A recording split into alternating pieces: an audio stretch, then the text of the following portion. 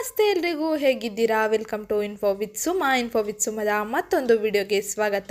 ನಾನಿವತ್ತು ನಿಮಗೆ ತಿಳಿಸೋಕೆ ಬಂದಿರೋ ವಿಷಯ ಯಾವುದಪ್ಪ ಅಂದರೆ, ಯಾರೆಲ್ಲ 12 ಮತ್ತು 13ನೇ ಕಂತಿನ ಹಣಕ್ಕೋಸ್ಕರ ವೆಯ್ಟ್ ಮಾಡ್ತಾ ಇದ್ದೀರಾ ಅಂಥವ್ರಿಗೆ ಇಲ್ಲಿ ಲಕ್ಷ್ಮಿ ಹೆಬ್ಬಾಳ್ಕರ್ ಅವರು ಒಂದಿಷ್ಟು ಮಾಹಿತಿನ ಕೊಟ್ಟಿದ್ದಾರೆ. ಏನಪ್ಪ ಅನ್ನೋದನ್ನ ಈ ವಿಡಿಯೋದಲ್ಲಿ ತಿಳಿಸ್ಕೊಡ್ತೀನಿ. ವಿಡಿಯೋನ ಕೊನೆವರೆಗೂ ನೋಡಿ. ಹಾಗೆ ಯಾರಿನ್ನೂ ಚಾನಲ್ಗೆ ಸಬ್ಸ್ಕ್ರೈಬ್ ಮಾಡ್ಕೊಂಡಿಲ್ಲ, ಸಬ್ಸ್ಕ್ರೈಬ್ ಮಾಡ್ಕೊಳ್ಳಿ. ಶೇರ್, ಲೈಕ್, ಕಮೆಂಟ್ ಮಾಡೋದನ್ನ ಮರಿಬೇಡಿ. ಈಗಾಗಲೇ ಚಾನಲ್ಗೆ ಸಬ್ಸ್ಕ್ರೈಬ್ ಆಗಿರೋರಿಗೆ ಥ್ಯಾಂಕ್ ಯು ಸೋ ಮಚ್. ಹಾಗೆ ಯಾರೆಲ್ಲ 11ನೇ ಕಂತಿನ ಹಣನ ಪಡ್ಕೊಂಡಿಲ್ಲ ಅವರು ಏನು ಮಾಡಬೇಕು, ಹಾಗೆ 12ನೇ ಕಂತಿನ ಹಣ ಎಷ್ಟು ಮಹಿಳೆಯರಿಗೆ, ಎಷ್ಟು ಲಕ್ಷಾಂತರ ಮಹಿಳೆಯರಿಗೆ ಬರ್ತಾ ಇಲ್ಲ, ಅವರು ಏನು ಮಾಡಬೇಕು ಅನ್ನೋದನ್ನ ಈ ವಿಡಿಯೋದಲ್ಲಿ ತಿಳಿಸ್ಕೊಡ್ತೀನಿ. ವಿಡಿಯೋನ ಕೊನೆವರೆಗೂ ನೋಡಿ. ಹಾಗೆ ಯಾರಿಗೆ ಇಂಪಾರ್ಟೆಂಟ್ ಅನಿಸುತ್ತೆ ಅಂಥವ್ರಿಗೆ ಶೇರ್ ಮಾಡಿ, ಅವ್ರಿಗೂ ಕೂಡ ಮಾಹಿತಿನ ತಿಳಿಸ್ದಂಗಾಗುತ್ತೆ ಅಂತ ಹೇಳ್ತಾ ಇವತ್ತಿನ ವಿಡಿಯೋನ ಸ್ಟಾರ್ಟ್ ಮಾಡೋಣ ಬನ್ನಿ ಸ್ನೇಹಿತರೆ. ಈ ಗೃಹಲಕ್ಷ್ಮಿ ಯೋಜನೆಯಿಂದ 1.78 ಲಕ್ಷ ಮಹಿಳೆಯರನ್ನು ಸ್ಥಗಿತಗೊಳಿಸಲಾಗಿದೆ.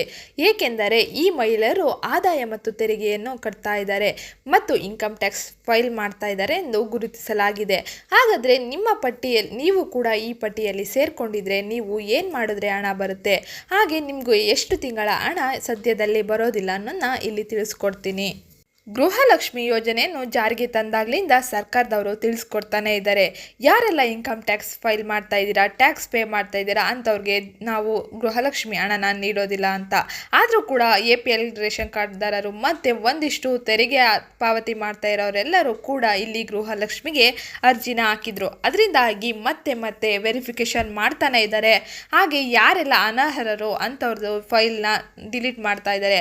ಅದರಿಂದಾಗಿ ನಿಮ್ಮದು ಕೂಡ ಡಿಲೀಟ್ ಆಗಿರ್ಬೋದು. ಅದರಿಂದಾಗಿ ಮುಂದಿನ ತಿಂಗಳ ಹಣ ಬರ್ದೇ ಇದ್ರೆ ಯಾರು ಕೂಡ ತಲೆ ಕೆಡಿಸ್ಕೊಳ್ಳೋ ಅವಶ್ಯಕತೆ ಇಲ್ಲ. ಯಾಕಂದರೆ ನೀವು ಯಾವುದೇ ರೀತಿಯ ಇನ್ಕಮ್ ಟ್ಯಾಕ್ಸ್ ಫೈಲ್ ಮಾಡ್ತಾ ಇಲ್ಲ, ಮತ್ತು ಟ್ಯಾಕ್ಸ್ ಪೇ ಮಾಡ್ತಾ ಇಲ್ಲ, GST ಪೇ ಮಾಡ್ತಾ ಇಲ್ಲ ಅಂತ ದೃಢೀಕರಣ ಪತ್ರನ ನಿಮ್ಮ ಹತ್ತಿರದ ಮಹಿಳಾ ಮತ್ತು ಮಕ್ಕಳ ಕಲ್ಯಾಣ ಇಲಾಖೆಗೆ ತಗೊಂಡೋಗಿ ನಂತರ ನಿಮಗೆ ಗೃಹಲಕ್ಷ್ಮಿಯ ಅರ್ಜಿಯನ್ನು ಚೆಕ್ ಮಾಡಿ ನಂತರ ಎಲ್ಲನೂ ಕೂಡ ಸರಿಯಾಗಿದ್ದರೆ ನಿಮಗೆ ಎಲ್ಲ ತಿಂಗಳ ಹಣ ಅಂದರೆ ಪೆಂಡಿಂಗ್ ಇರೋ ಹಣನೂ ಕೂಡ ಇಲ್ಲಿ ಜಮೆ ಮಾಡ್ತಾರೆ. ಅದರಿಂದಾಗಿ ಯಾರೂ ಕೂಡ ಟೆನ್ಷನ್ ಮಾಡ್ಕೋಬೇಡಿ. ಹಾಗಾದರೆ 12ನೇ ಕಂತಿನ ಹಣ ಯಾವಾಗ ಬರುತ್ತೆ ಅಂತ ನೀವು ವೆಯ್ಟ್ ಮಾಡ್ತಾ ಇದ್ದರೆ, 12ನೇ ಕಂತಿನ ಹಣ ಸದ್ಯದಲ್ಲಿ ಯಾವುದೇ ರೀತಿಯ ಅಪ್ಡೇಟ್ ಕೊಟ್ಟಿಲ್ಲ, ಇನ್ನೂ ಬಿಡುಗಡೆನೂ ಕೂಡ ಮಾಡಿಲ್ಲ. ಆದರೆ 12 ಮತ್ತು 13ನೇ ಕಂತಿನ ಹಣನ ಒಟ್ಟಿಗೆ ಜಮೆ ಮಾಡ್ತೀವಿ ಅಂತ ಇಲ್ಲಿ ಲಕ್ಷ್ಮಿ ಹೆಬ್ಬಾಳ್ಕರ್ ಅವರು ತಿಳಿಸ್ಕೊಟ್ಟಿದ್ದಾರೆ. ನಿಮಗೇನಾದ್ರು 12 ಮತ್ತು 13ನೇ ಕಂತಿನ ಹಣ ಬಂದಿಲ್ಲ ಅಂದರೆ ಯಾರು ಕೂಡ ಟೆನ್ಷನ್ ಆಗದೆ ನೀವು ಯಾವುದೇ ರೀತಿ ಟ್ಯಾಕ್ಸ್ ಪೇ ಮಾಡ್ತಾ ಇಲ್ಲ ಅನ್ನೋ ದೃಢೀಕರಣ ಪತ್ರನ ನಿಮ್ಮ ಹತ್ತಿರದ ಮಹಿಳಾ ಮತ್ತು ಮಕ್ಕಳ ಕಲ್ಯಾಣ ಇಲಾಖೆಗೆ ತಗೊಂಡೋಗಿ ಅದನ್ನು ಸರಿ ಮಾಡಿಸಿ. ಹಾಗೆ ಅನ್ನಭಾಗ್ಯ ಯೋಜನೆ ಹಣನೂ ಕೂಡ ಒಂದಿಷ್ಟು ಪೆಂಡಿಂಗ್ ಇದೆ. ಅದರಿಂದಾಗಿ ಇದು ಕೂಡ ಕ್ಲಿಯರ್ ಆಗಲಿಕ್ಕೆ ಸುಮಾರು ದಿನಗಳೇ ತಗೊಳ್ಳುತ್ತೆ ಅಂತಲೇ ಹೇಳ್ಬೋದು. ಅನ್ನಭಾಗ್ಯ ಯೋಜನೆ ಹಣ ಬಿಡುಗಡೆ ಆದರೆ ಖಂಡಿತವಾಗ್ಲೂ ವಿಡಿಯೋ ಮಾಡಿ ತಿಳಿಸ್ತೀನಿ. ಅದಕ್ಕೋಸ್ಕರ ಚಾನಲ್ಗೆ ಸಬ್ಸ್ಕ್ರೈಬ್ ಮಾಡ್ಕೊಳ್ಳಿ.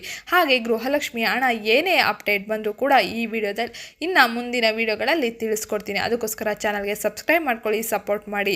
ಈ ವಿಡಿಯೋ ಇಷ್ಟ ಆಗಿದ್ರೆ ವಿಡಿಯೋಗೊಂದು ಲೈಕ್ ಮಾಡಿ. ಗೃಹಲಕ್ಷ್ಮಿ ಹಣ, ಅನ್ನಭಾಗ್ಯ ಯೋಜನೆ ಹಣ ಯಾವುದೇ ಹಣನೂ ಕೂಡ ಸರ್ಕಾರದಿಂದ ಜಮೆ ಆಗಿಲ್ಲ. ಸುಳ್ಳು ಮಾಹಿತಿನ ನಂಬೇಡಿ. ಪದೇ ಬ್ಯಾಂಕ್ಗಳಿಗೆ ಹೋಗೋದು ಸುಮ್ಮನೆ ನಿಮ್ಮ ಶ್ರಮನ ವ್ಯರ್ಥ ಮಾಡಬೇಡಿ ಅಂತ ಹೇಳ್ತಾ ಇವತ್ತಿನ ವಿಡಿಯೋನ ನಾನು ಇಲ್ಲಿಗೆ ಮುಗಿಸ್ತಾ ಇದ್ದೀನಿ. ವಿಡಿಯೋ ಇಷ್ಟ ಆಗಿದ್ರೆ ವಿಡಿಯೋಗೊಂದು ಲೈಕ್ ಮಾಡಿ, ಹಾಗೆ ಸಪೋರ್ಟ್ ಮಾಡಿ, ಸಬ್ಸ್ಕ್ರೈಬ್ ಮಾಡ್ಕೊಳ್ಳಿ. ಸಿಗ್ತೀನಿ ನೆಕ್ಸ್ಟ್ ವಿಡಿಯೋದಲ್ಲಿ.